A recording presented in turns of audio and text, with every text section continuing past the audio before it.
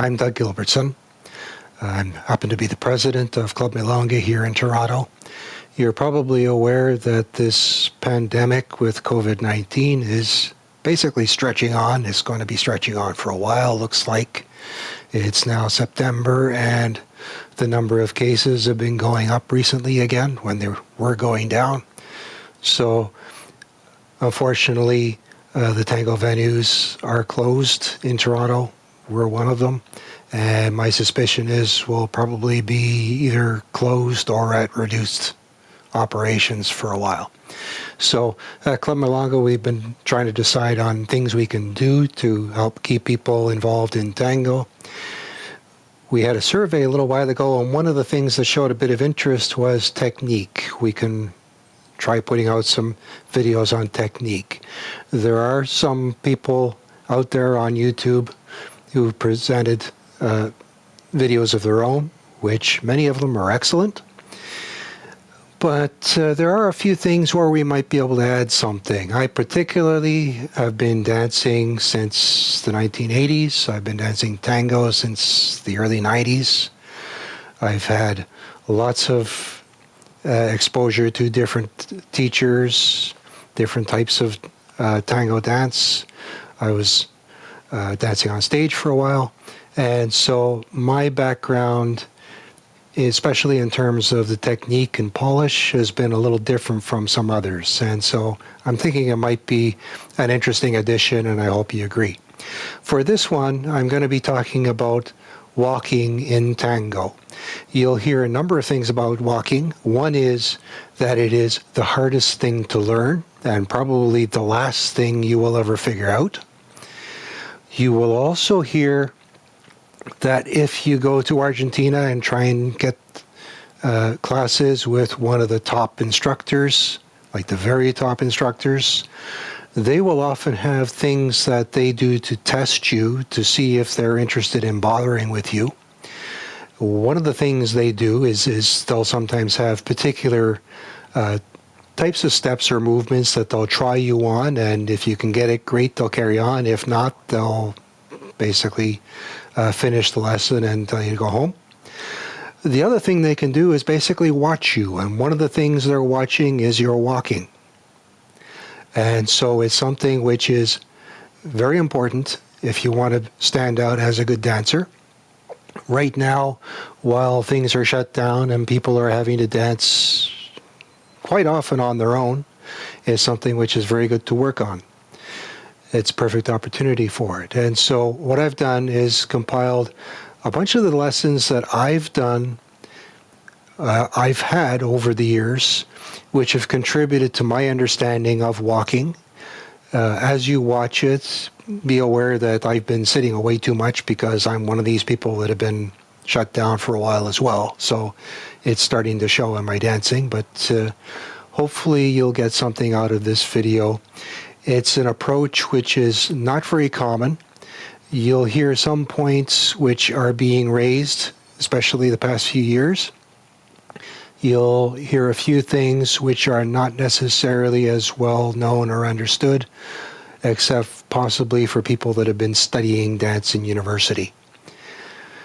So they have an excuse for knowing it.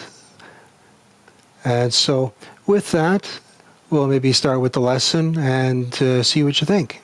I hope you like it. All right, I'm going to start off from first principles for a couple of reasons. One is if you happen to be new to tango or any kind of dance, it'll fill in some of the blanks, and so you can keep up with things and understand what's going on and advance that much more quickly. The second reason is that some of what I'm going to be doing in this video is a little bit out of what you'll normally find in classes, and so it'll make sure we're all on the same page, because everything does fit together and you have to not understand it all to be able to see how it fits together. All right, so the first concept that everything falls under is the concept of getting onto one foot and staying there. And this is the one thing that most people that I've seen who are new to dance have the most trouble with. They will take a step and then instinctively just go plunk, and everything kind of stops. Okay, and so they're going to have to combat that tendency.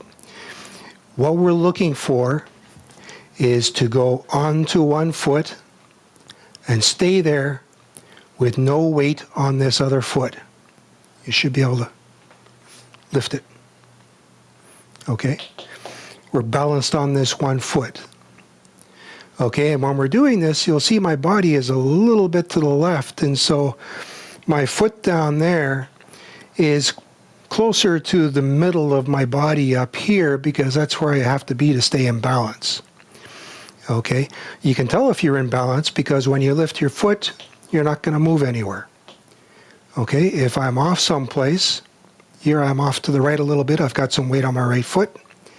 If I try lifting it, you see I had to move to the left to be able to do that.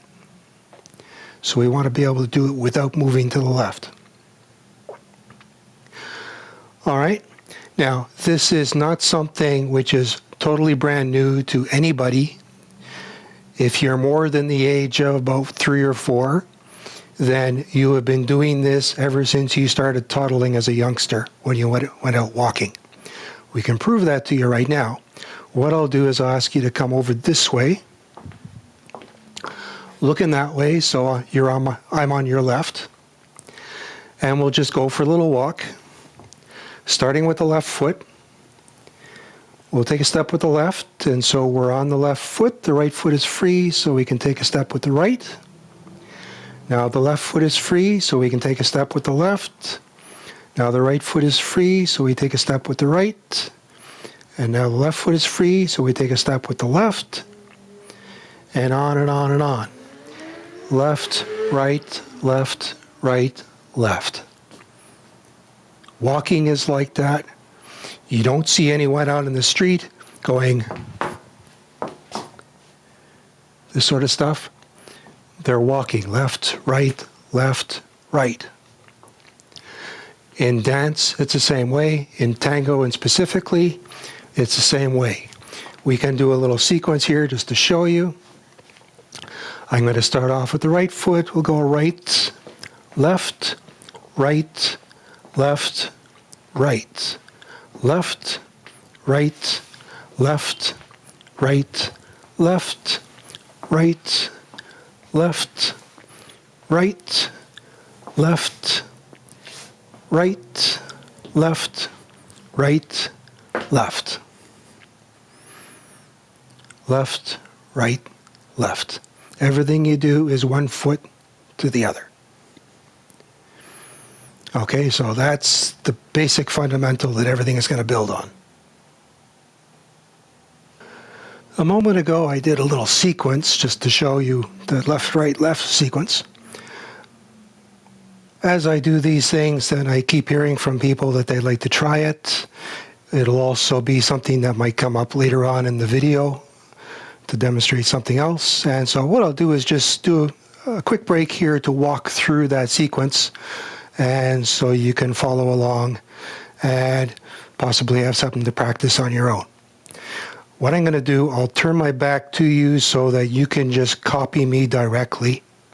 You'll be able to hear what I say as I explain things. All right, so we're starting off. It's starting off as basically your straight tango basic 1, 2, 3, 4, 5, 6. All right, so back with the right, then left with the left, right forward. With this one, in the basic, we're going to be doing a cross here with our partner. She needs a bit of diagonal to be able to get that sideways motion. And so instead of stepping straight forward, we're going to step a little bit to the left. And then the right foot together. And then left forward, right to the right, then 2 steps back, left, right, always collecting here. Then we'll take a step to the left. And at this point, we're going to do some ochos. If you've done much tango, you're probably well aware of these things. We'll do an ocho to the left, another one to the right, and now we'll do another one that way, but this one, I'm going to drag my back foot so that it collects behind. So we'll come this way, and then instead of coming all the way around, I'm just going to let it drag in here, but I'm still on my right foot. So then I'll shift my weight back onto my left foot, so my right foot is free again. And then I'll just sweep it around behind. Take it around behind, sweep, and then left, right, left to finish. All right, again. Right, left, right, left, right, left, right, left, right, left, right, left, right, shift onto the left, right foot around, left, right, left. All right, once more. Right, left, right, left, right, left, right, left, right, left. Right ocho, left ocho, right with a drag, shift onto the left, right foot around, left, right, left. Okay, so that's a little sequence. If you want to practice it, you can. It gives you a little thing you can do. It's probably going to come up at some point later on in the video as well. So it's good that you can follow along, and then I can start pointing out things as I need to at that time. All right. So we're got from one foot to another foot and staying on that foot. The next piece of the puzzle is the transition between the 2 feet. And so going between one foot and the other foot. Okay, so just spread your feet a little bit wider than shoulder width, and so it's a little more obvious what's happening. And you'll have to bend your knees a little bit to get yourself down into position. And just shift to the right, and then shift to the left. Just back and forth like that.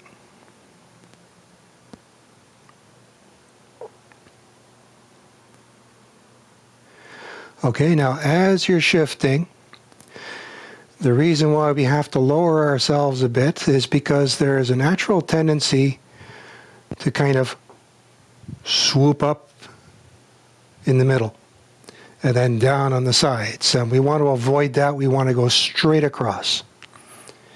And so you're going to have to give yourself a bit more articulation down in your legs. You'll probably have to bend your knees to be able to do it.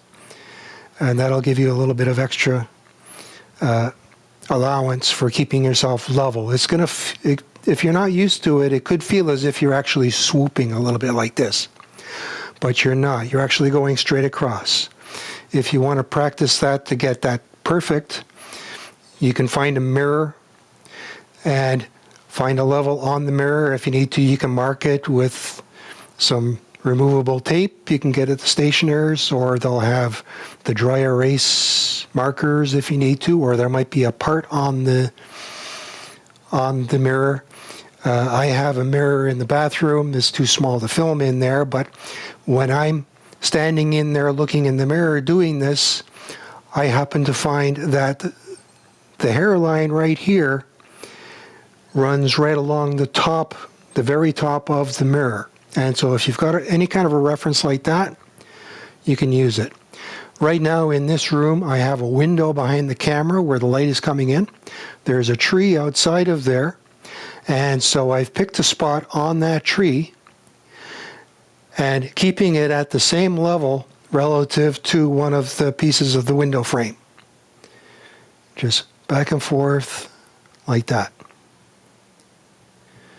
All right, so it has to be nice and level. All right, now the other thing you have to do is to actually shift right onto that foot so that all of your weight is on this foot now. There's nothing over there. You can lift it without a problem. Okay?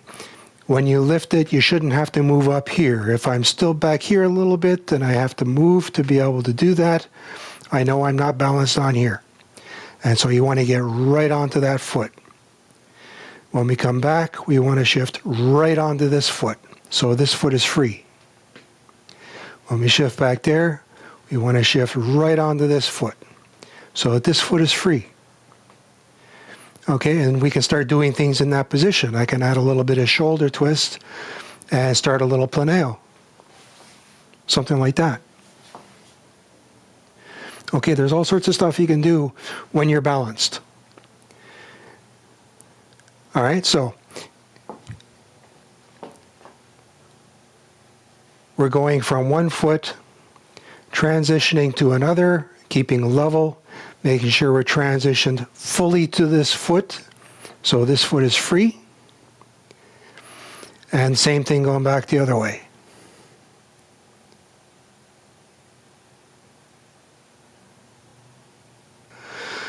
Now at this point, one thought that could be going through your mind right now, after all this getting onto one foot, is, man, my ankles are sore. And it's not uncommon to have weak ankles. They'll need strengthening if you're going to be doing a lot of this. You tend to be using your ankles more than you do normally when you're just walking and sitting around. And lately, especially with the pandemic going, there's been an awful lot of sitting. And so it's understandable that the ankles will be giving up. One of the standard ways of fixing that is to get up on your toes. Just rise up like that. Okay, which is fine. The problem is that I found is the geometry is not quite correct when you do that. Because in tango, we're not up on point or anything like this. We have our weight on the balls of the feet with the heels just off the ground. Okay, it's not up here. It's just above the ground. And so it's just clearing so that we can do our pivoting and whatever else on the balls of our feet. And so to exercise that way, what I found is if you have an exercise mat that's a couple of inches thick, you can use the edge of that. Or if you don't, then you have some scrap wood. You can take a piece of 2x2, okay, from the workshop. Just set it on the ground. And we'll set the balls of our feet on there. If you need to, you can get a chair to keep yourself balanced. And then just lift up that way. And you only have to go a little bit past neutral. You don't have to go up very high because you're already lifting off the ground. But you're using the power at the level that we're actually going to be using in tango. And so this is a little closer to what you would actually be doing. So it's a little more representative exercise. If you want to look around for something commercial that can work, at any health club they probably have loads of exercises you can try, but if you're looking for exercise accessories, one that actually works not too badly, you can still find around. I got these some years ago. They're called Chango paws. They're basically just a hard rubber half ball which sits under the foot. I'll just strap it on here.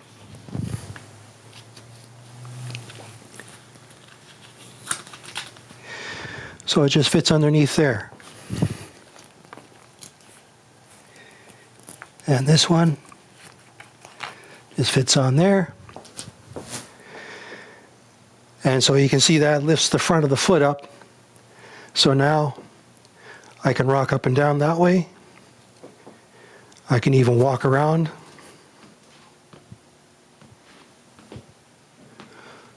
all sorts of things. And that actually works not too badly.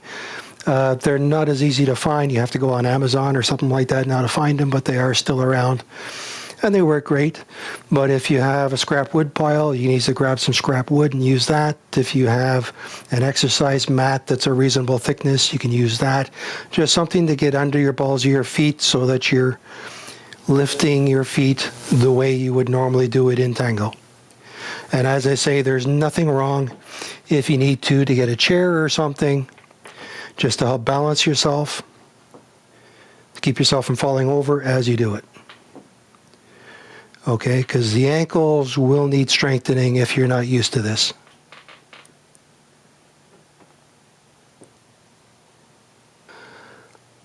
Okay, now we get to one of the more challenging aspects of this. It goes back to a lesson which was given at Club Milonga about 20 years ago, just about 20 years ago. It only happened the one night, and it was an extremely challenging night for most people there. Some of them probably wrote it off as an exercise done in the class, and they've more or less forgotten it since.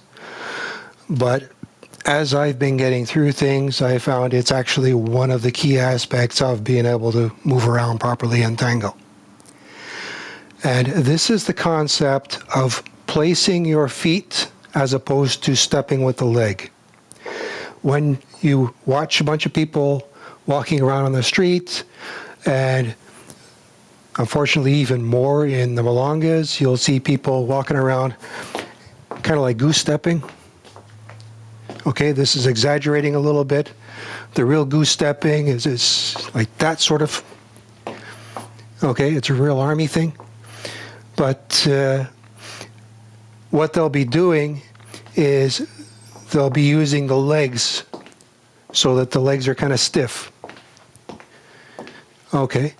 And it's the sort of thing that's understandable. I mean, I get a little stiff myself because I'm sitting too much now, and that's partly why I'm getting into these videos, is it gives me a chance to get up and do things.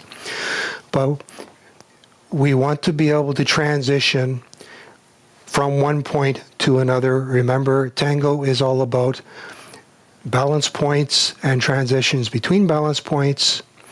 We've looked at some of the big basics behind what's happening now. At this point, we're going to do that actual transition.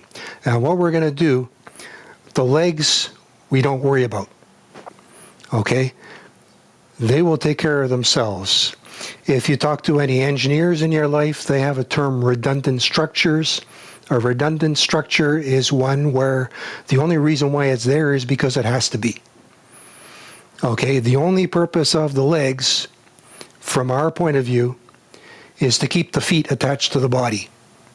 That's it. So we don't worry about legs. It's all about the feet. And so when I'm moving, I'm going to get onto one foot, and I'm going to take the other foot and place that foot out where I'm going to. Okay, so there's still no weight on it. And then I'm going to slide onto it. So there's no weight left on this foot. So now I can bring this in. And I can either land it, or I can keep it free and then move with this one. If I want to go back that way, place the foot out, slide onto it, keeping level, so that all of my weight is balanced on this foot. There's no weight over here, so I can collect this foot. Going back that way, place the foot, slide onto it, bring this one in. Over that way, place the foot, slide onto it, bring it in.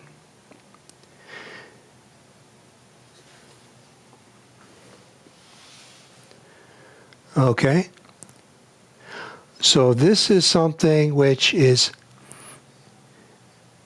getting a little bit deeper. You don't hear about it very much in the regular lessons. You'll sometimes hear about it in more advanced lessons if they get into the actual technique of walking.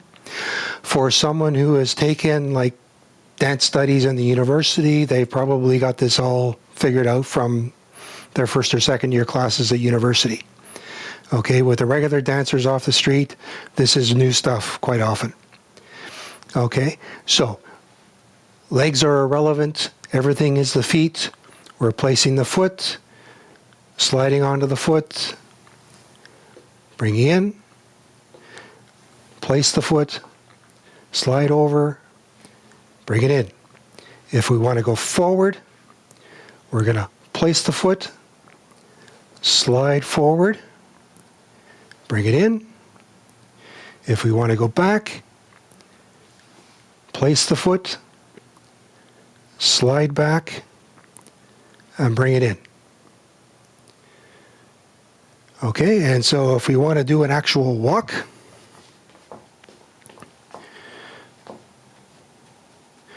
okay, in case you're wondering, this isn't the whole story. The rest of the story is coming up. But this is going to be an important part of this. To go forward a couple of steps, I'm going to place the foot, slide onto it,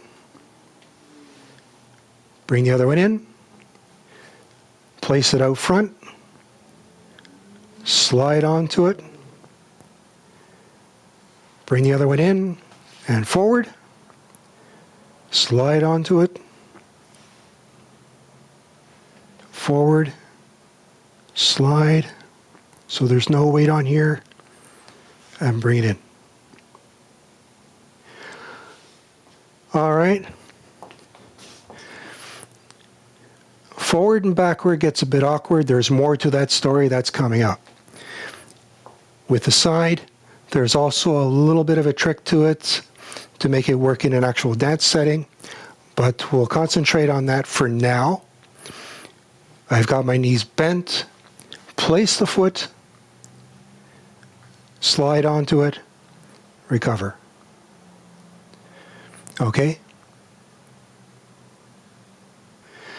So, we've gotten as far as transitioning from one foot to another placed foot, sliding onto it, and coming back. Okay, now, when we're dancing on our own, like I am right now, that's as far as you need to know.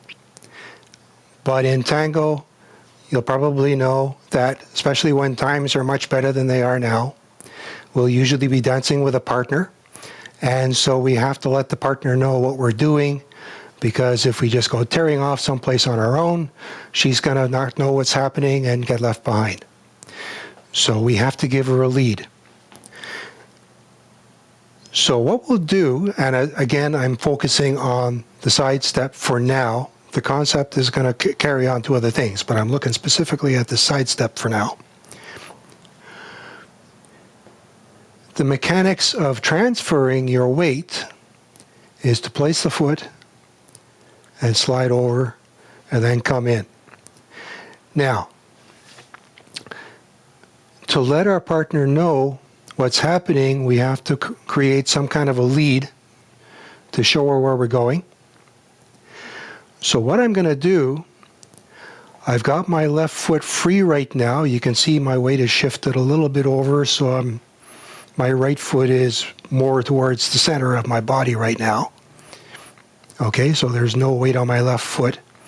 What I'm going to do is actually fall into it, into the direction I'm going to go. All right. Most of the lead is going to be done with the chest or centered around the chest in some way. But basically, you need this relationship from my chest to her chest. Okay? And so long as we've got that connection, she will go where this goes. And if this starts going this way, she's going to start going that way. And then we can go along with it. Okay? So, Going to the right, I'm going to fall into it to give her a bit of lead and then do my transition. So we'll fall in and then place out, slide over. Going to the left, I'm going to start falling in, place, transfer. Falling, transfer. Going to the left, falling, transfer. Okay, and so where I am literally falling. Okay, if I let it go too far, I'm going to really stumble. So what I'm doing is before it gets too far out of hand, I'm going to get my foot out quickly. And then I can finish going onto that foot and then just collect. So that's my recovery from the fall, so I don't actually fall. In the meantime, she knows what's happening, so she can come along and do the same thing. Come this way, and this way, this way. Okay? And so that's an easy way of leading this thing. Basically, everything is built around the chest.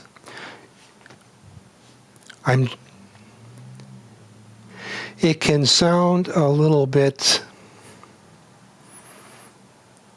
I'm not sure what the word would be that would be acceptable, but what I'm doing is it's more, you can think of it almost as a conditioning. I'm trying to get her used to keeping her chest aligned with my chest. And occasionally you'll get someone who is going all over the place a little bit. You do whatever you have to keep her in this relationship so she gets good and used to staying there. And then as you start doing things where you have to lead her through it, you can take advantage of that. If I start moving someplace and she gets left behind, she's over here somewhere, she starts thinking, he's starting to move. And so she'll start coming along here to get back into position. Okay, and it becomes kind of instinctive, and that's exactly what we're looking for. Okay, so we can let her know what's happening by making use of this relationship here. That's why in tango, she's right in front of me. She's not off to the side. In ballroom, they're used to having sort of locked over by the hip, off to the side. In tango, she's going to be right here. And so you got chest facing chest. And if I'm moving this way, she senses that I'm moving this way, so she starts moving herself this way. If I start turning this way, then she starts sensing that she's falling behind, and so she's going to start doing something to come around this way. Okay? And so you've got to get that relationship going, you have to maintain it, and then you start using it. Okay? And if you want to learn how to lead things, that's basically most of what you need to know about leading. Okay? And so, side step, I'm going to start here, place my foot, but before that, I'm going to fall in, then place, and then collect. Fall in, then place, and collect. And so you'll see I actually end up having to go fairly quickly to get my foot underneath me so I don't actually fall onto the ground. But it's exactly the same mechanism going on. I'm placing, shifting, collecting. I'm just adding this extra fall beforehand and then doing it quickly. Okay, now we're getting into the second big lesson I got. I got it about 15 years ago. You're starting to hear hints of it from different people now, starting a few years ago. You're not hearing very much about where it actually comes from, though. And so when I first got this, I was warned that when I worked on it, I was probably not going to be able to dance for a while. It was going to be that different. And it could be a lot of work to get it fixed. But when I did get it, I would suddenly be dancing at a higher level. And that's more or less how it played out. It took a long time, more than a year in my case, more than 5 or 6 months concentrated. But and it took a lot of cross-training in different fields. And so there was a lot that went into understanding what I was told. But afterwards, I started finding that it's actually something that comes naturally, and so the best way to pick it up is to do a little experiment and find out for yourself what we need to discover. And so what we're going to do is basically just walk around. That's all we have to do. You can walk around the room. You can also walk around outside if you're out in the park, because it's nice weather and it's good to get some fresh air, especially with this COVID-19 around. And so you'll be walking outside to get some fresh air. I'll tell you what to do when you're walking. So what we'll do, I'll just start off someplace and just walk around. Just walking as usual. So this is what you've done before. Okay, ever since you were a little child, toddling around. And you've developed your way of walking, which is what you do now. Now, as you're walking, what I want you to do is to shift your weight forward so that your body is over that front foot all the time. And see if you can notice what's happening. And so we're just walking along normally. Now I'm shifting my weight forward.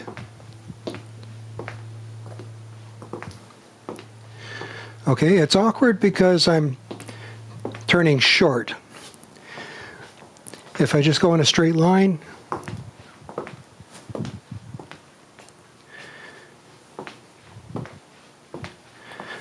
okay, comparing with normal, this is normal.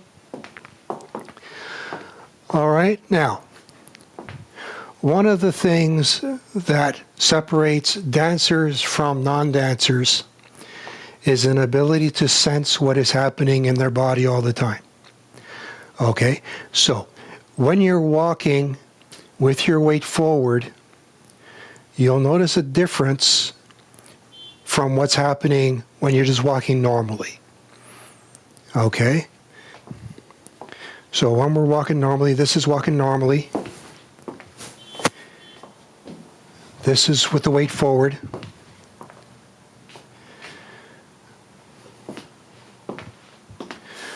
All right? If you can tell me that when your weight is forward, your front foot is heavier so it tries to land quicker, that's exactly what we're looking for. Okay, there's no thinking about what I'm trying to get at or anything like this. I'm looking for what you feel happening in your own body. Because nobody else has access to it. You do. And you have to be able to understand what's happening. Okay, so what you're going to feel is that this foot has more weight on top of it, is trying to clump down faster. Which means we're going to have to find a way of getting it out quicker to be able to go a little bit further if we have to. Otherwise, we're going to be going a little short. Okay, just that sort of thing. And so, as I say, it's a little awkward inside here. Probably the best thing is to try it outside. Just as you're walking, walk normally, and then try shifting your weight forward and continue walking and feel what's happening. And you should be able to feel this happening. Your front foot starts getting heavier and it starts trying to drop faster. All right, and so we need a way of getting that foot out quicker than normal. That's the first thing. The other thing that happens is because our weight is forward, you find this other leg is staying stretched out further behind to help keep us balanced so we don't flop all the way forward. Okay, so you end up with this kind of real Latino Ivy League type of thing. And this is actually a very Argentinian way of walking. It's a very Argentinian look. All right, so So we got a couple of things going on. One is there's this aesthetic where we have our weight forward. We keep our leg back for the aesthetics. Number one is if we've got our weight forward while we're walking, this is happening anyway. So we don't have to worry about that. The other thing is this foot coming down quicker. Now, if you remember back in high school science class, you'll find any kind of pendulum has a natural speed that it tries to go. All right, I just happen to have one here. This is a little plumb bob. Just a little. Carpenters use it for seeing if something is straight up and down. But what I can do is I can set it to about the same length as my leg. Something like that. And I'll start it swinging. And you can see it's going at a particular speed. Left, right, left, right, left, right, left, right. Now, if I want to speed that up, what I can do is shorten it, say about half the length.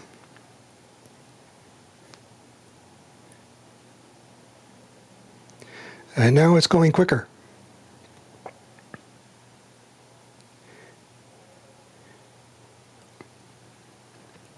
Full size.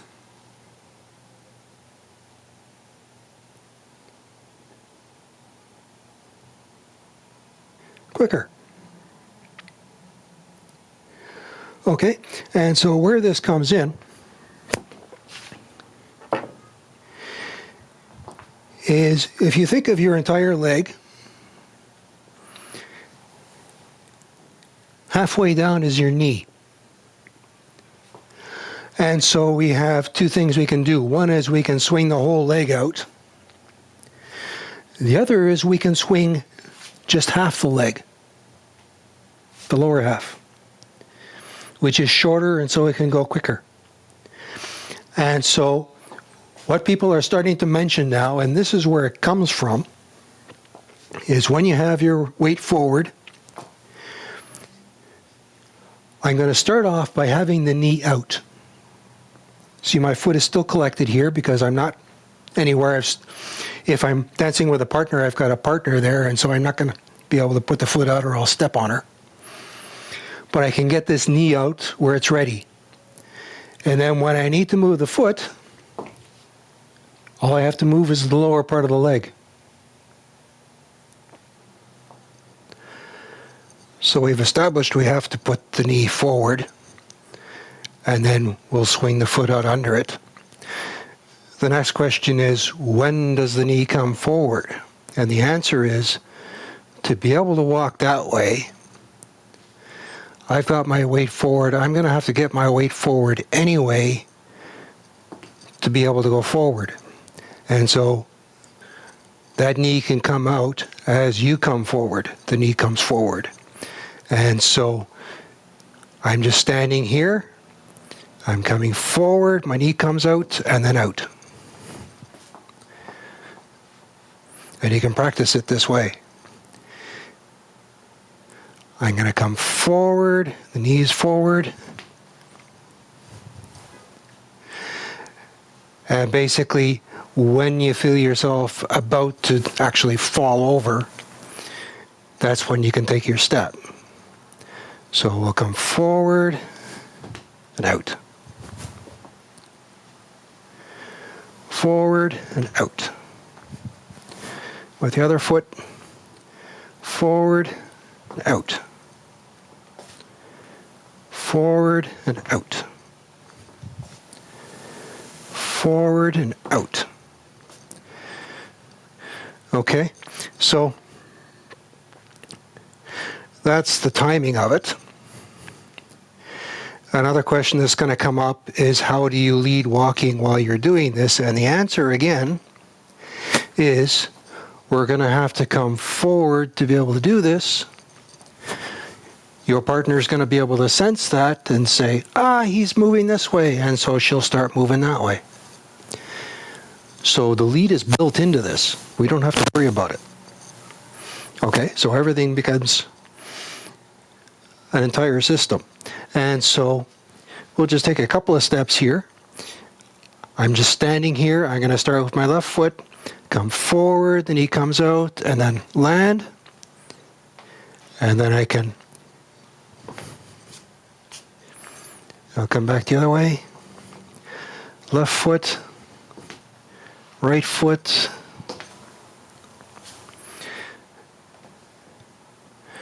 All right. Now, the next question is, we had all this stuff before about placing a foot and sliding onto it and recovering. How does that fit in? The answer is, once that foot comes out, we're basically finishing the job of sliding onto it, so there's nothing on this foot anymore. So then we can collect it and be ready for whatever we're going to do next. We can stop here, go someplace else. We can take another step, whichever we want to do. So this is how everything is fitting together, and if you're missing one of the little pieces, you're going to be missing out on the entire system, because it is actually a system that all works together. And so again, with the walking, I'm going to let myself fall forward, the knee comes forward and out, and then I bring the foot in, forward again, out. And that's the basics of walking forward. Now, another point that comes up, this is going back to the days when some of us had the joy of learning from Carlos Gavito. A little point about this knee coming out. He actually raised an interesting point, which is good to keep in mind. You think of having a partner here. I need a partner. Just a sec.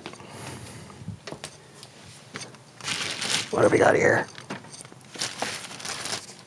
Okay.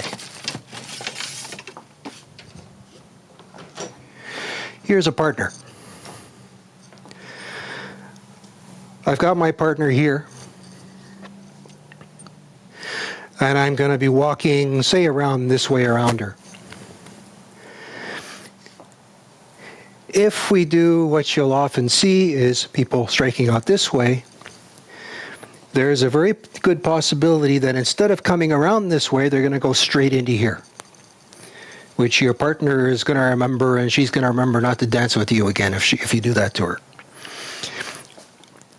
Now, if we have the knee coming out, we have the option of making sure that knee is out to the side of her, and then while it's out to the side, here I'll go straight on so you can see. If the knee is out to the side, when the foot swings out, it's going to be out to the side of her because the fulcrum was already out of the way. And so not only is it making the whole system of walking working, but it's also keeping the safety up when you're dancing. So you're not going to go hammering into your partner and have her for no more dances. So that's a good point to think about as well. But basically, as I say, for walking forward, you're going to have to lean forward anyway. We're trying to keep our weight forward. You can see my weight's forward. I'm on the balls of my feet. My heels don't have any weight on them. And so I'm going to be falling forward because I have to go that way. As I do, the knee is going to come out, and then I'm going to step. I'll slide onto it the rest of the way if I have to. Now my other foot is stretched out so that it's going to keep me balanced, but there is no weight on it. And so I'm free to bring it in and do whatever comes next, possibly another walk. All right, so that's what you need to know about forward walking.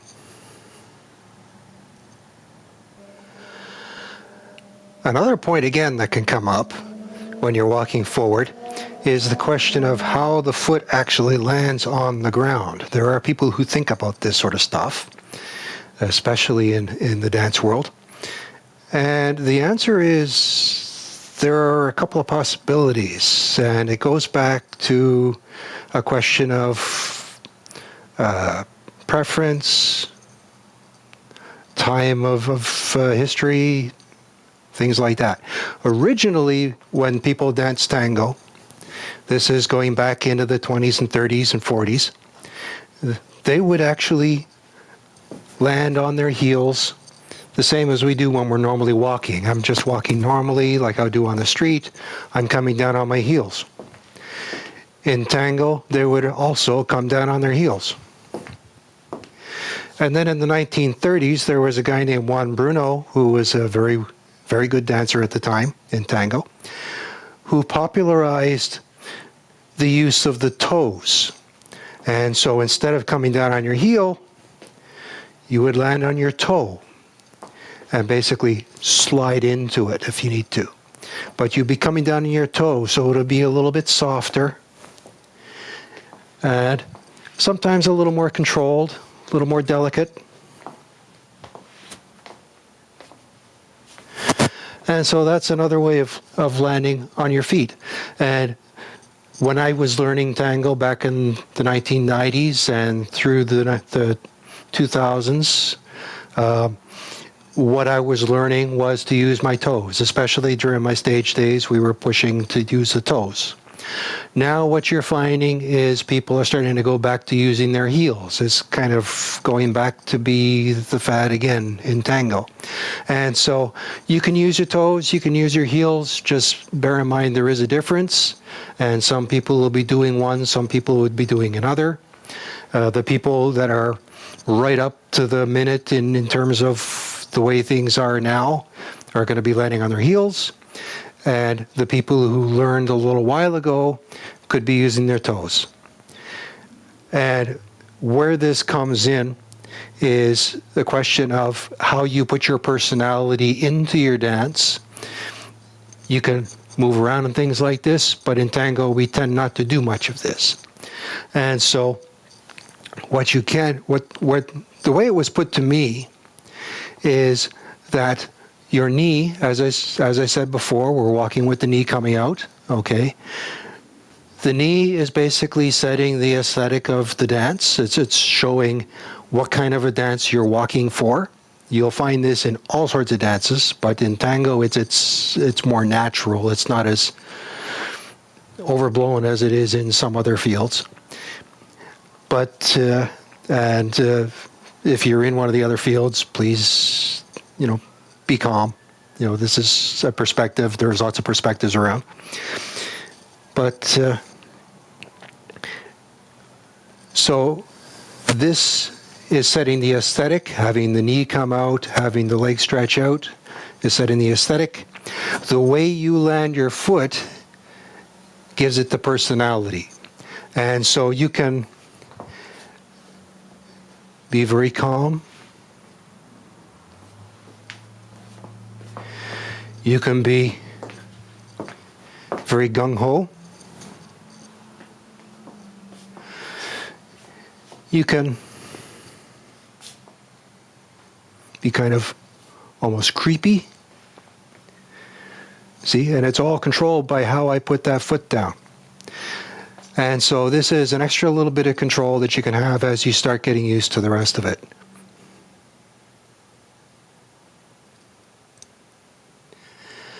Now comes the question of walking backwards.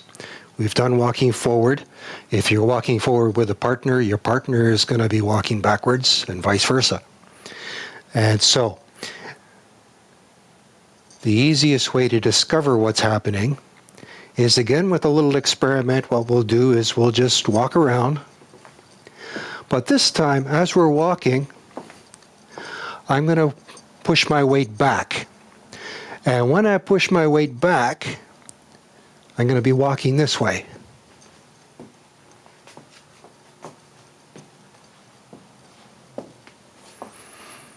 Okay, if you try that, you can see what you're feeling. You'll find your foot is way up in the air, It feels as if it's way up in the air. There's basically no weight on it. It takes forever to actually land. You've got to get the rest of your body forward, and it isn't forward yet. Back in the 60s and 70s, if you're old enough, this is the sort of walking they used to call trucking.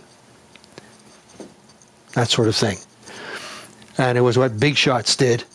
I mean, the fact that you could get anywhere that way was impressive in itself. And so you used to get lots of little animations of people walking that way and people showing off that way and all sorts of stuff. Okay? But what we've got is we've got our weight back this way. We're sending the foot out there. There's no weight on it yet. And so we have to come forward to get the weight onto it. Now, when we're walking backwards in tango, we're basically doing exactly the same thing, as just we're flipped around to go the other way. Instead of being this way, I've got my weight forward, and I've got my leg going that way. And so there's no weight on this thing yet, because I still have to get onto it. And it's going to take time for me to do that. And to do that, I'm going to have to get the rest of my body going to slide onto it. Okay, and so if you think of having a partner who's walking backwards as you're walking forward, you've got the problem that she's going to need time to know what's coming up, because it takes her time to be able to move that way. And so how are we going to let her know that? The answer is we let her know with the lead. And how do you lead this? We found out before the lead is built into the walk forward, because you're going to be falling forward. She'll be able to sense that.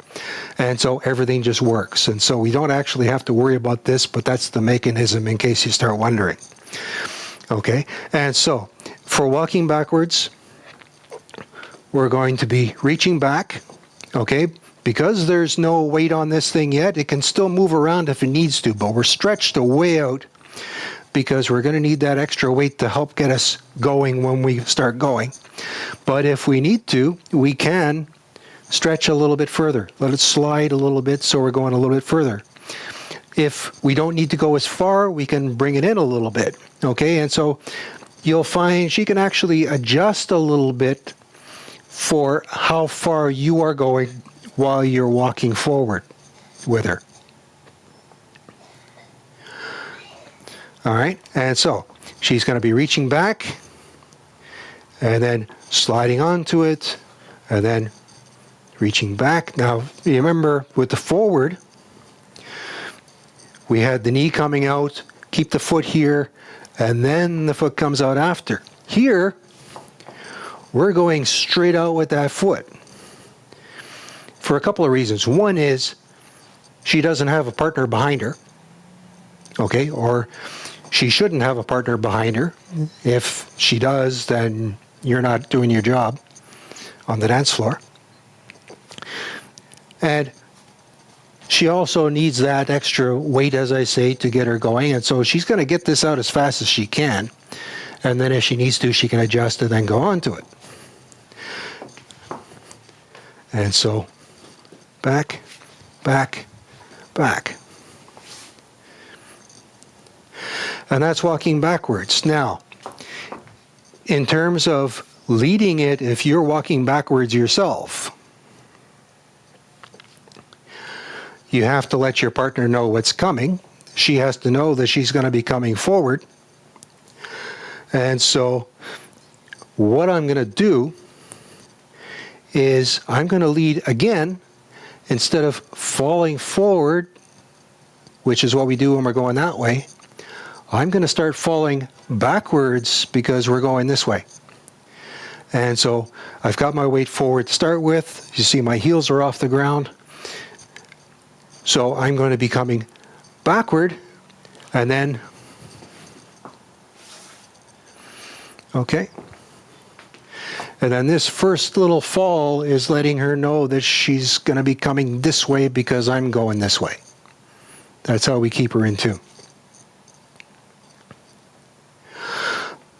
All right, and so if you're not leading anyone, or if you're following, then it's not a problem. Just get this out, and then you just slide onto it, Get ready for the next one. Slide onto it. If you have the extra issue of leading somebody, then you're going to have to lead it with basically falling in that direction and then again out and sliding onto it. Out and sliding onto it. Okay, I mentioned taking advantage of the walking paths in the park. Here I'm in the walking paths in a local park, getting some fresh air, and doing the walking exercise that I was mentioning before. Right now, I'm just walking along normally, as I do every day. And then I'm going to shift my weight forward while I walk. Here I'm shifted forward. And you'll find a couple of things. One is this back foot is stretching out to keep me balanced. And the other is this front foot is trying to fall early.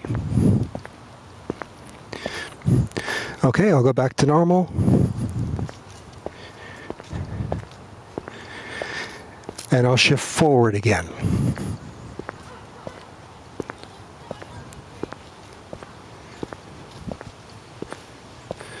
Back to normal. And now I'm going to shift my weight back.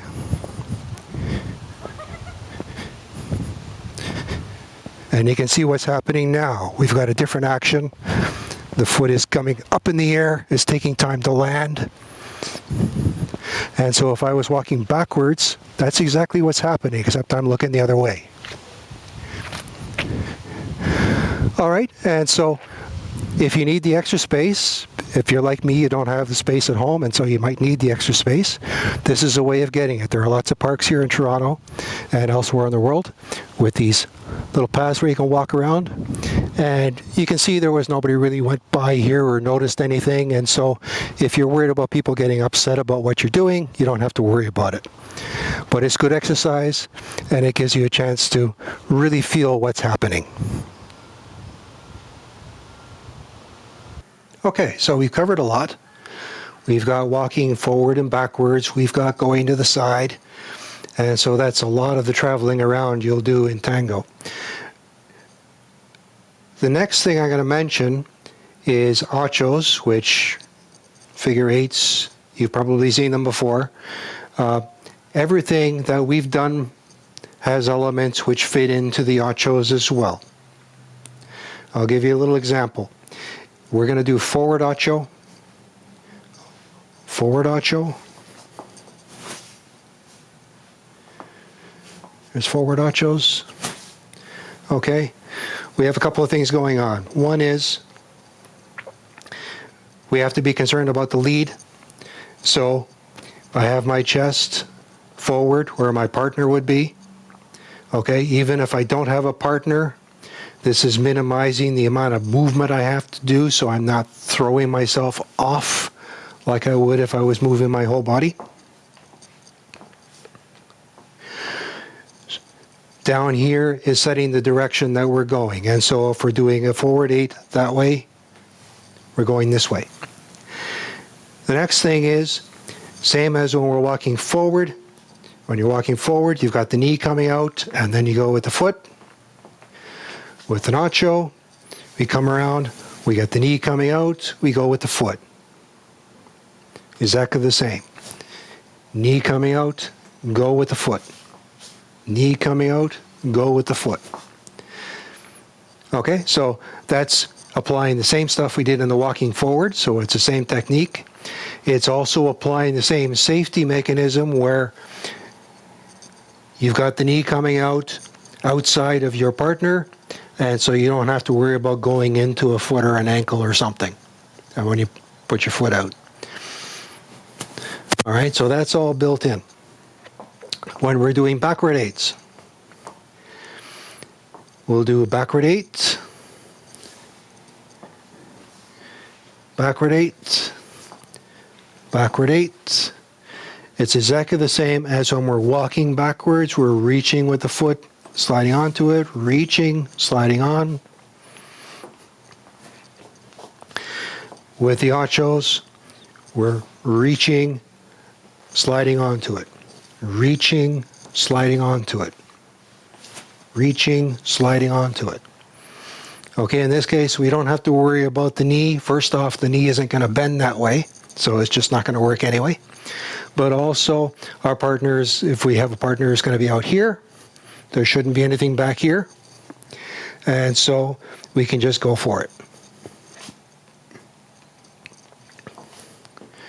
Okay, so that's ochos.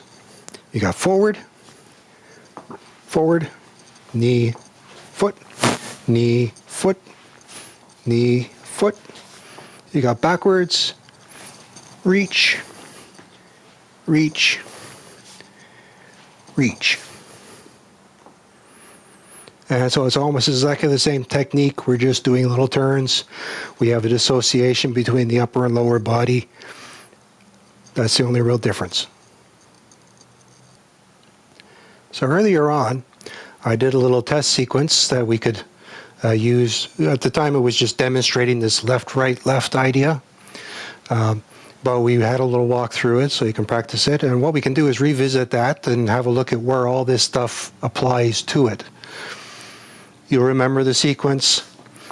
I'm going back, left, forward, forward, together, forward, side, back, back, side, ocho, ocho, ocho with a drag, land on the left, right foot around, left foot out, right, together. Okay, so you remember that. So we can look at it in some detail. First off, the side steps. Remember the side steps, you've got reach out, slide onto it, come together. Reach out, slide, come together. If we're leading, there's going to be an extra falling in there to be able to get the lead across. And so we're going to fall, reach, come over. And we're going to fall and reach and come out. When we're going forward and back, it's going to be the same thing. As we come forward, the knee comes out, we can step. Knee comes out, step.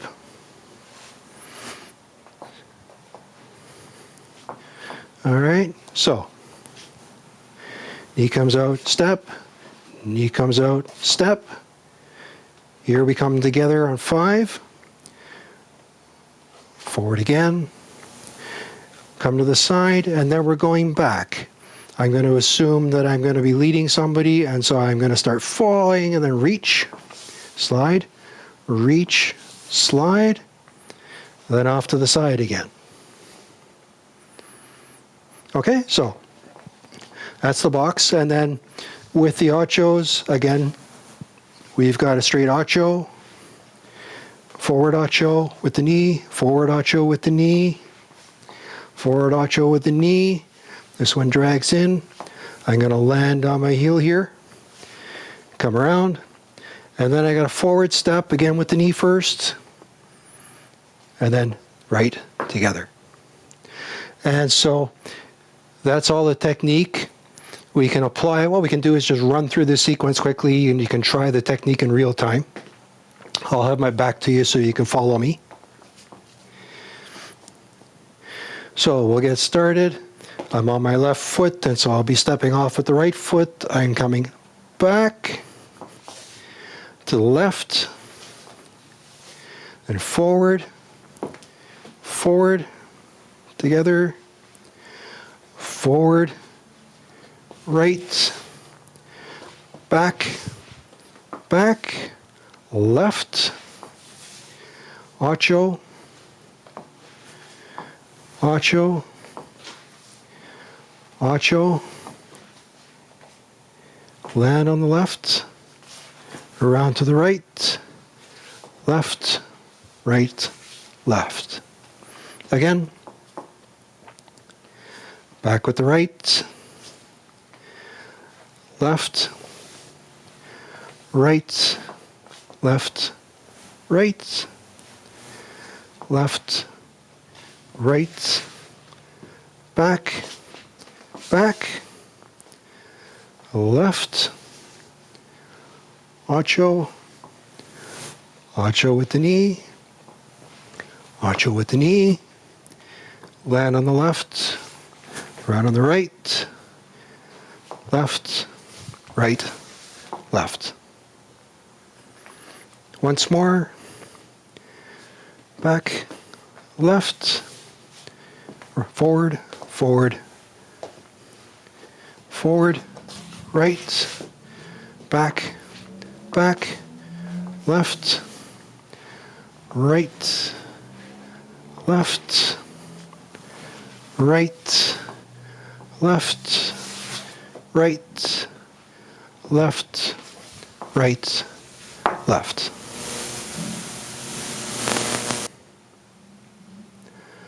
So that's walking. Walking is absolutely fundamental to tango. Everything is built around it. And doing it well is the best way and the quickest way to get yourself recognized as a good dancer. It's also something that you've done perfectly well for a long time already. And so there is not a lot new. But a lot of the people just starting off in dance tend to run into problems which seem to come from having to be consciously aware of this stuff for the first time in their lives. And that can be a bit overwhelming because there are a lot of details. And so what I've done in this video is I've shown you how a little handful of technical points, the placing of a foot and sliding onto it, and keeping your head level so you're not bobbing up and down, and leading off with the knee, and keeping your weight forward, all fit together to give the system of how you actually walk, with a little bit of adaptation to tango itself. And so now that you've got the whole framework, you can start using it to improve your own walking, to make it as smooth and as polished and even as expressive as it can be. And that is a process that is normally a long, drawn-out thing, which can take forever. For some people, it may never finish. But hopefully what I've given you will speed things up immensely for you. And so the best thing to do from here on is to practice. We have a pandemic on right now, and so getting out in the fresh air when you're on your own without partners is actually a good thing to do. And so you can easily practice things as you're walking in the park. People are not going to think much of it. They're not going to notice it the way you might think. But it can be good practice, especially if you don't have a lot of space at home like I don't. Another thing you can do is when you're watching videos, we'll often like watching these dance videos with people doing a nice tango. And for a lot of people, it's good entertainment. It's a nice break. But then what you can do is start paying attention to how they do their walking. And what you may find is that some of them are superb, absolutely polished. There's a fellow, Alejandro Aquino is one of a few that come to mind. There are some others who are maybe not as polished, but they may still be interesting to watch because they've got little things in their style that they're fitting in. Or they could have particular ways they've gotten it to work with their particular body type. These sorts of things.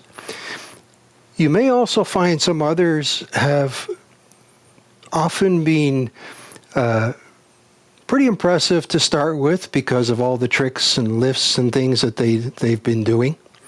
But then when you really look at them, you might find that their walking tends to be a little bit weak. Now, I mentioned some of the great masters in Argentina. These great masters that everybody would just love to learn from can see the difference. And you're getting so you can see the difference too. And so take advantage of it. And now it's time to go for a walk. So enjoy.